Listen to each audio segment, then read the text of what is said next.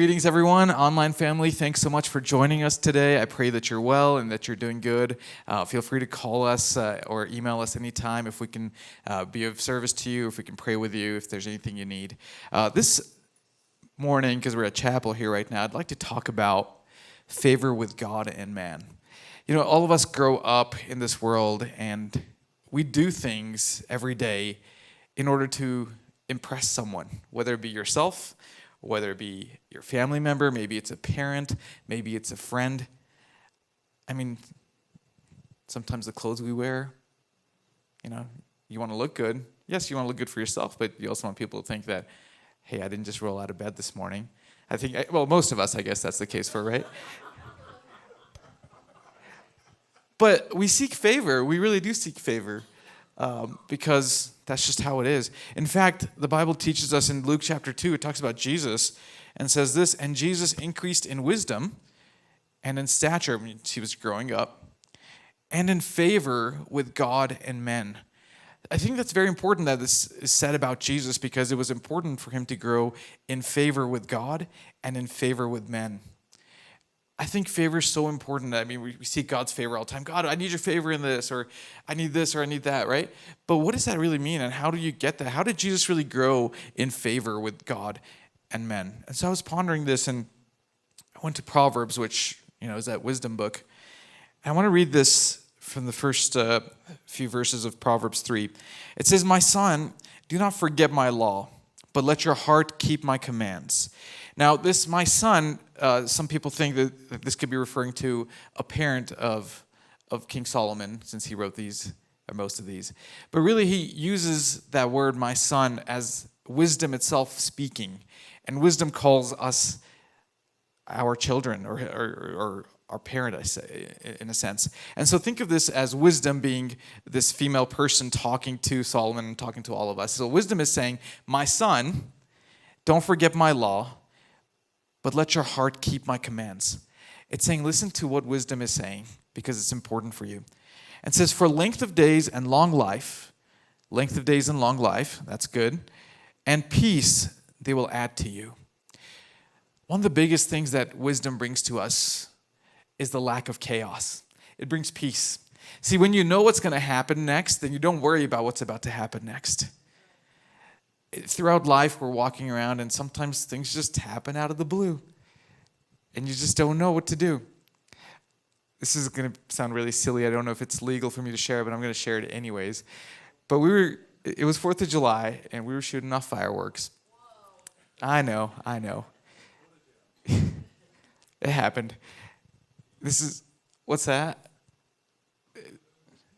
Heathen? Yeah. I kind of repented. It was a lot of fun. But see, I wasn't smart, and I didn't put the fireworks in a bucket of water before we threw them in the trash. I know, it's just, experience. I thought I was still a teenager and it'd be fine. But it wasn't fine because the trash can caught fire. True story. I won't tell you when it happened, but it might have been last week. Wisdom said, put the fireworks out properly before you throw them in the trash can. I thought I was smarter. Looks fine. Not smoking. It'll be okay. Obviously, it wasn't. It had a nice big flame go in front of our house. So I had a choice to make. Did I call the fire department or try to go put this out? Thank God it went out pretty easily, and it was fine. Nothing burned down except for the trash can. But it happened. But see, things happen unexpectedly. You can either freak out about it, or you could just be, you know what? I messed up. I need to deal with this. But taking responsibility for actions is key.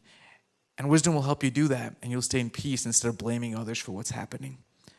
And that's what Jesus teaches us. He says, listen, don't blame others. Don't worry about what's happening. Will you just trust me and look at yourself? And so peace is number one when we are looking to grow in favor with God and man. If we're walking around chaotic and just going around, they did this and they did that, people aren't very impressed by that. But if you say, you know what, I screwed up, and you take responsibility, it goes a long ways in helping you gain favor both with God and man. So that's number one, peace. As we keep reading in Proverbs chapter 3, it says this, "Let not mercy and truth forsake you. bind them around your neck, write them on the tablet of your heart, and so find favor and high esteem in the sight of God and man.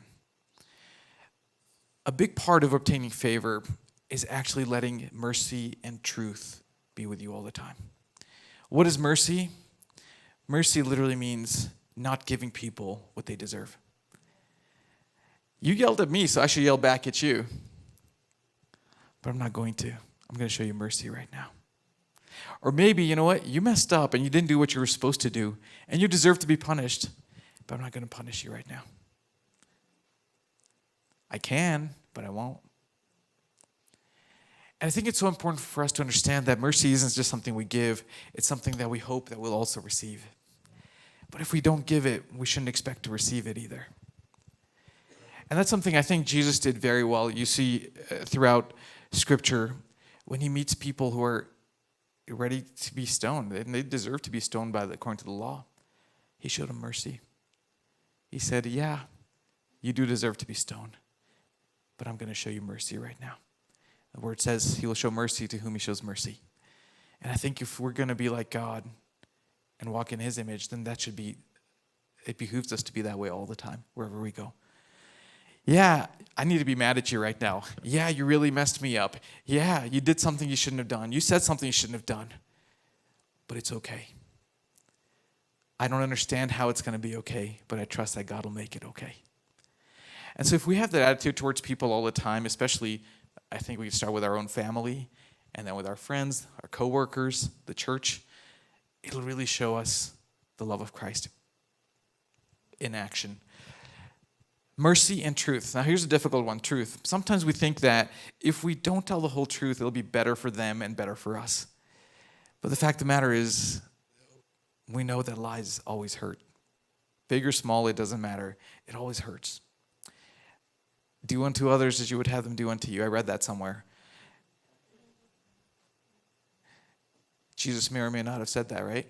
But here's the fact. If I don't want to be lied to, then I shouldn't lie to others, right? But if I do lie to others, then I should expect to be lied to as well. But here's the thing. If I am lied to, do I say, I can't believe you lied to me? Or do I say, it's okay. Whatever your reason to lie to me, it's okay. But I still love you. There's mercy.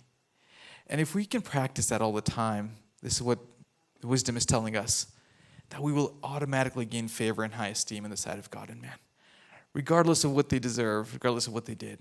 If we'll just practice mercy and truth, we'll automatically gain favor and high esteem. The third thing, so number one, peace. Number two, mercy and truth. The last thing I want to share is this. Verse 5 and 6 of Proverbs. Trust in the Lord with all your heart and lean not on your own understanding. In all your ways acknowledge him, and he shall direct your paths. It doesn't say you need to go and have an hour of closet prayer time. It doesn't say you need to be in church twice a week. It doesn't even say that you need to read your Bible 10 times a day. It says all you need to do is acknowledge God in everything you do. That's it. Unless I'm reading it incorrectly, it says, in all your ways, acknowledge him. If you say, God, thank you for the breath I'm breathing right now.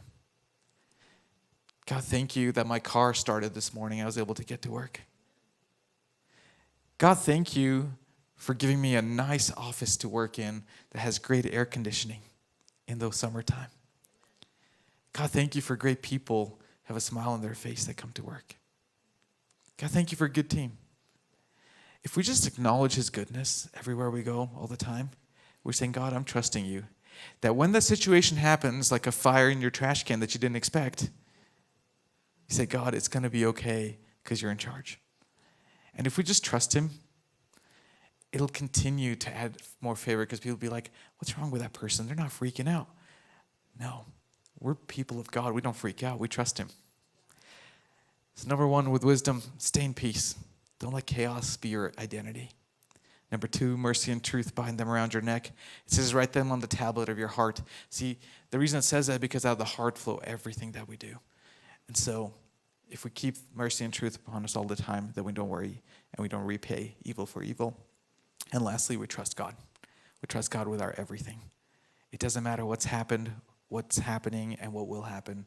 We say, God, you're in charge. You're going to make it work out because you make everything work together for the good of those who love you and those who are called according to your purpose. God bless you all today. I pray you have a good day. Online family, thanks so much for being with us. God bless you. Go in peace.